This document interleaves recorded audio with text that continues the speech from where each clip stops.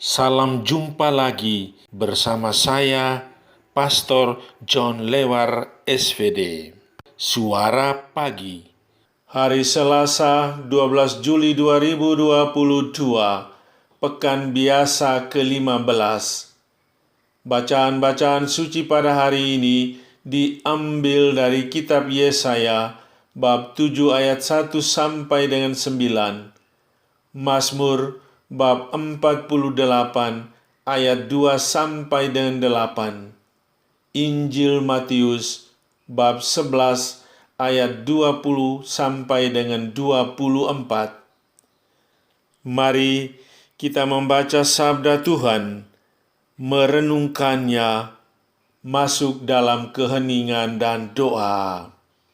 Dalam nama Bapa dan Putera dan Roh Kudus, amin. Tuhan bersamamu dan bersama rohmu. Inilah Injil Yesus Kristus menurut Matius. Dimuliakanlah Tuhan. Sekali peristiwa, Yesus mulai mengecam kota-kota yang tidak bertobat. Meskipun di sana Ia melakukan paling banyak mujizat. Ia berkata, "Celakalah engkau Korazim, celakalah engkau Betsaida, karena jika di Tirus dan Sidon terjadi mujizat-mujizat yang telah kulakukan di tengah-tengahmu, pasti sudah lama mereka bertobat dan berkabung.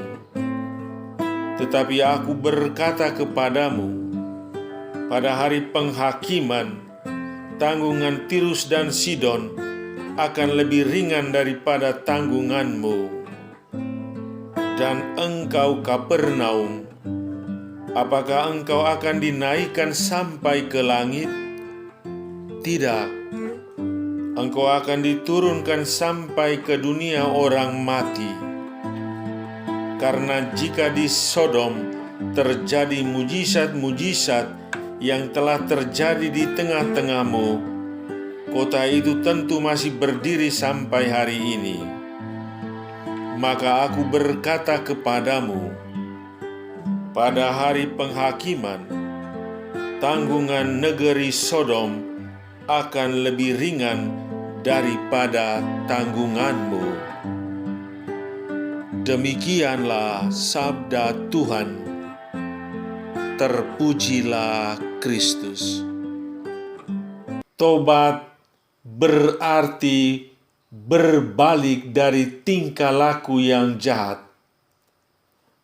Saudari-saudaraku yang terkasih dalam Kristus, setiap kali mengajar di sinagoga atau rumah ibadat, Yesus dipandang sebagai sosok yang bijaksana, ramah, dan sabar. Tetapi kali ini pengajarannya lebih bersifat kecaman. Dia mengecam dan mengutuk beberapa kota, Betsaida, Tirus, dan Sidon, serta Kapernaum. Meskipun banyak mujizat yang dilakukan di kota-kota ini, tetapi para penghuni kota ini tidak percaya kepadanya. Mereka berkeras kepala dan selalu berbuat dosa serta kejahatan dan tidak mau bertobat. Menurut Yesus, sikap dan tingkah laku yang tidak beradab, degil hati, disertai krisis iman yang besar. Maka pada hari penghakiman, kota Sodom yang jahat itu lebih ringan tanggungannya dibandingkan dengan kota-kota ini. Karena ketegaran hatinya, mereka jauh lebih jahat dan berdosa ketimbang ketimbang kota Sodom. Bila mereka tidak bertobat dan berbalik kepada Tuhan, maka mereka akan mengalami kebinasaan. Mujizat-mujizat yang dilakukan Yesus adalah tanda nyata datangnya kerajaan surga. Dan kedatangan kerajaan surga mesti ditanggapi dengan pertobatan. Apa artinya bertobat?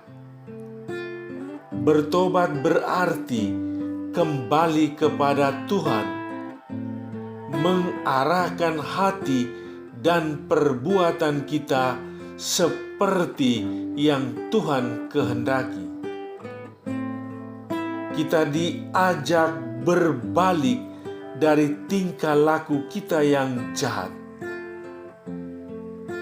Tanpa pertobatan batin, mujizat apapun tidak akan mengubah orang menjadi lebih dekat dengan Tuhan. Bahkan mujizat penyembuhan fisik yang tidak diiringi pertobatan dari dosa bisa membuat orang melakukan hal-hal yang jauh lebih buruk dan lebih berdosa lagi. Maka yang terpenting bukanlah mujizat penyembuhan fisik, tetapi penyembuhan spiritual yang akan memberikan kita kedamaian hati apapun keadaan fisik kita. Bertobat juga berarti percaya kepada Yesus, mengandalkan Dia sebagai satu-satunya sumber dan kekuatan hidup. Dengan demikian, kita diharapkan meninggalkan segala sesuatu yang menjauhkan kita dari Tuhan. Hati kita teguh dan percaya kepadanya. Bertobat juga berarti mengubah cara pandang kita tentang hidup ini seperti cara pandang Allah. Kita diajak untuk lebih bersyukur dan mampu menemukan makna di balik peristiwa dan pengalaman hidup ini. Saudari-saudaraku yang terkasih dalam Kristus, sabda Yesus hari ini menjadi peringatan bagi kita bahwa Allah menghendaki agar setiap orang, bahkan masyarakat banyak dan bangsa, mengusahakan terciptanya kehidupan bersama yang damai sejahtera, rukun, dan setia kawan, terutama terhadap mereka yang kecil, lemah, dan tersingkirkan. Semoga sabda Tuhan hari ini menjadi pedoman bagi kita untuk melihat diri kita masing-masing. Saudara, pandanglah dan rasakanlah kehadiran Yesus dalam hidupmu. Sadarilah betapa besar kasih Tuhan dalam hidupmu setiap hari. Tuhan begitu peduli terhadap keadaanmu dalam suka dan duka, dalam susah dan senang. Ia senantiasa menyertai hidupmu, memberikan yang terbaik untukmu. Maka bersyukurlah kepadanya atas rahmat kehidupan yang Anda terima dari Tuhan. Marilah berdoa. Ya Allah Bapa Maha Pengasih dan Maha Baik, syukur berlimpah kuhaturkan kepadamu atas rahmat kehidupan yang Engkau berikan kepadaku. Engkau menjaga, memelihara, menyertai aku dalam suka dan duka hidup ini. Ampunilah dosa-dosa yang kuperbuat selama setahun yang lewat. Baharuilah hidupku dengan berkat-Mu untuk hari esok penuh harapan ceria. Demi Kristus Tuhan dan pengantara kami, yang hidup dan bertakhta bersama dengan Dikau dalam persatuan dengan Roh Kudus, kini dan sepanjang segala masa. Amin. Sahabatku yang terkasih, selamat hari Selasa. Salam sehat selalu.